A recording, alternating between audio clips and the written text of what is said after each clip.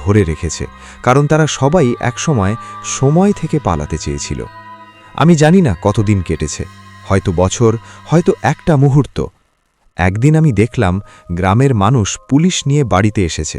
তারা বলছে আমি নিখোঁজ, আমার জামা পাওয়া গেছে, সবাই ধরে নিয়েছে, আমি মারা গেছি। সেই মুহূর্তেই বুঝলাম আমাকে ফিরতেই হবে।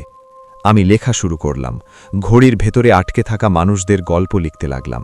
প্রতিটা গল্প শেষ হতেই একজন করে মিলিয়ে যেতে লাগল। শেষ গল্পটা ছিল আমার নিজের।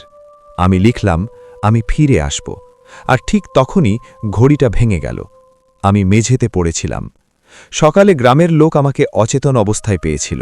তারা বলে আমি 3 মাস নিখোঁজ ছিলাম। ঘড়িটা আর নেই, বাড়িটা ফাঁকা। কিন্তু আজও ঠিক রাত 12:17 আমি টিক টিক শব্দ শুনি। আর এখন এই গল্পটা আমি তোমাকে বলছি, কারণ যদি তুমি এটা শোনো আর কোনোদিন কোনো পুরনো ঘড়ির শব্দ অস্বাভাবিক মনে হয়, দয়া করে তাকিও না। আমি ফিরতে পেরেছিলাম শুধু গল্প বলে, সবাই পারে না। যদি ভিডিওটি তোমার ভালো লেগে থাকে, লাইক দিতে ভুলো না আর সাবস্ক্রাইব করো। আমি আরও ভয়ঙ্কর গল্প নিয়ে ফিরব।